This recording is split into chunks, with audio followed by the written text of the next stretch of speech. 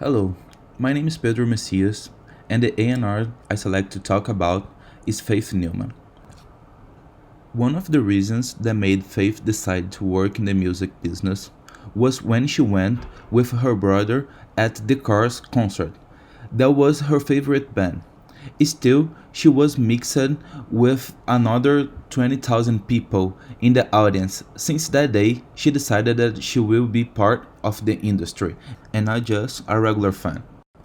Faith started her career in the music business in 1984 as an intern for Electric Factory Concerts in Philadelphia. She worked as a promoter. She was never a musician but always related to music.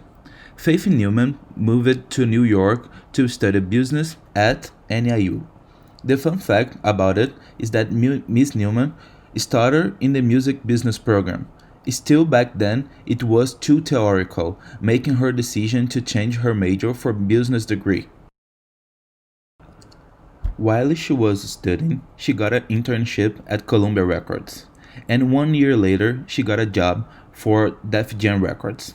The company was in the beginning, and Faith was the fifth employer that they hired. She mentioned in an interview that they didn't have a business structure. It was very amateur.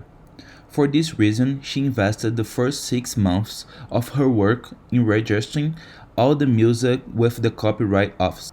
After this process, she was able to start her work with A&R, which was her desire.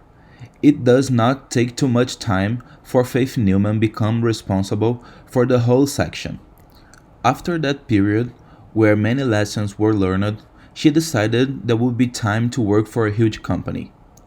It was time to return for Columbia Records.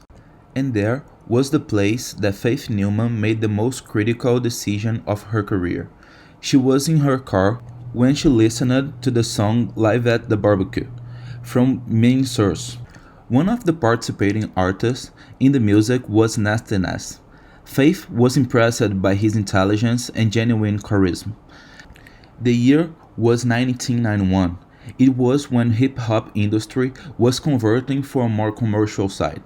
Artists like Vanilla Ice and MC Hammer were at the top of the charts. Faith had to convince her boss to sign a young rapper with a lot of political influences. She had to risk her job. She addressed Dave Kane, the head of the A&R department, and said the phrase, "You don't ever have to let me sign anything else while I'm here, but you have got to let me sign this kid." He was like, "Okay, alright." Nas was probably the most significant signing of Faith Newman's career. During his career, Nas has earned 12 Grammy nominations, and he won the Sport Emmy Award in 2011 and the BET Awards twice in 2006 and 2012. She also had signed another impressive artist in her career, with a special mention for 2 Chainz, who has 1 Grammy and 3 BET Awards, Migos, who has 2 Grammy nominees and 6 BET Awards, and one of my favorite rappers, Joey Badass, which has a very similar path as Nas. Thank you for listening. I will add my references at the end.